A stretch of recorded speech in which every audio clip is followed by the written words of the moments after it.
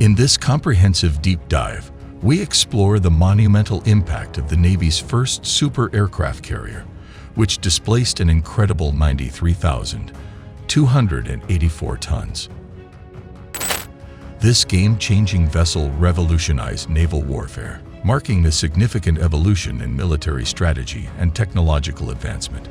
Join us as we unravel the history, engineering marvels, and strategic significance of this floating fortress that reshaped the balance of power on the high seas. At the dawn of the 20th century, naval power was synonymous with the battleship massive, armored behemoths that dominated the seas. But in the mid-20th century, a new kind of warship emerged, one that would redefine naval strategy and alter the course of history forever. This is the story of the Navy's first super aircraft carrier, a technological marvel that displaced 93,284 tons and changed the game of naval warfare. The U.S. Enterprise, the first nuclear-powered aircraft carrier, set a high standard for naval aviation. Commissioned in 1961, it was renowned for its impressive size, speed, and technological innovations, including the world's first shipboard phased array radar. Despite early design sacrifices, it was later armed and became a crucial asset in various conflicts, from the Cuban Missile Crisis to the Vietnam War and beyond. Enterprise demonstrated the viability of nuclear power for carriers, conducting extensive operations globally. Decommissioned in 2012, its legacy will continue with the Gerald R. Ford-class carrier, CVN-80, also named Enterprise. U.S. Enterprise, the legacy of the first nuclear-powered aircraft carrier. The first nuclear-powered aircraft carrier ever built carries one of the most famous names in flat-top history, Enterprise. Designed as the nucleus of a nuclear-powered task force that could travel indefinitely without fuel replenishment, the U.S. Enterprise set the standard for all U.S. aircraft carriers to the present day. In August 1950, the Chief of Naval Operations, Admiral Forrest Sherman, requested a feasibility study for nuclear-powered aircraft carriers. A shore-based nuclear reactor was built as a test, and based on the success of the so-called A1W reactor authorization, and funds for a nuclear carrier was approved in 1958. Enterprise was commissioned in November 1961.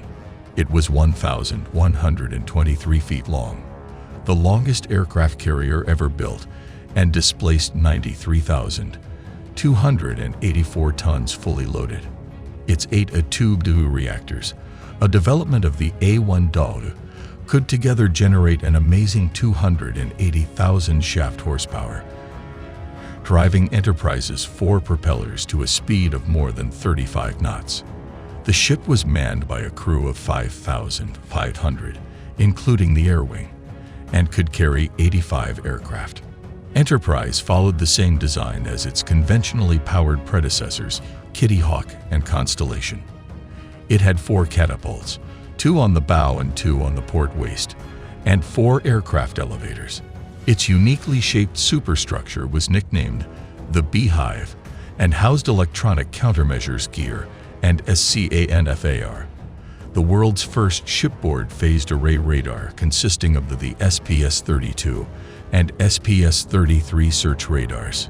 A ship of many firsts, Enterprise may also have been the first aircraft carrier commissioned totally unarmed since the Navy's first carrier, U.S. Langley.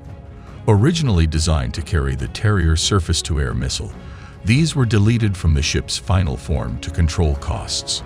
It was only in 1967 that 2 MK-25 basic point defense missile systems launchers were installed, each with 8 Sea Sparrow missiles. These were replaced with MK-29 launchers later, and during the 1980s, 3 MK-15 Phalanx close-in weapon systems were added to the ship's defenses. Enterprise's operational history began in 1962, when the ship participated in the blockade of Cuba during the Cuban Missile Crisis. In 1964, Enterprise participated in Operation Sea Orbit. Enterprise, the nuclear-powered guided missile cruiser USS Long Beach, and the nuclear-powered guided missile destroyer U.S. Bainbridge, collectively known as Task Force 1, circumnavigated the globe in 65 days, steaming 30,565 miles on nuclear power. The operation proved that a nuclear-powered fleet could be fast and responsive, capable of moving quickly to crisis spots around the globe. In 1965, Enterprise began air operations off Vietnam, delivering airstrikes against Viet Cong and North Vietnamese targets. In 1968, it was flagship for Task Force 71, the response to the North Korean seizure of the spy ship U.S. Pueblo. Later that year, it again flew airstrikes in Southeast Asia. The Big E would conduct a total of 6 cruises off Vietnam, the last in 1975. Enterprise proved the viability of nuclear power for aircraft carriers, but in hindsight, that was the most forgettable of its achievements. It circled the globe 3 times, conducted 25 overseas cruises, and completed an astonishing 400,000 aircraft landings in its lifetime. It flew combat missions from Vietnam to Afghanistan, and over its lifetime, tens of thousands, if not hundreds of thousands of sailors served as part of its crew. The Navy has taken steps to ensure that the storied name of Enterprise lives on. In 2012, Secretary of the Navy Ray Mabus announced the third of the Gerald R. Ford-class carriers, CVN-80, will carry the Enterprise name well into the second half of the 21st century. The legacy of the Navy's first super aircraft carrier is undeniable. It set the standard for all carriers that followed, pushing the boundaries of what was possible in naval warfare. Today, modern supercarriers are even more advanced, with nuclear propulsion, cutting-edge electronics, and the ability to carry more aircraft than ever before. But it all began with that first behemoth, a ship that changed the game and set the stage for the future of naval power.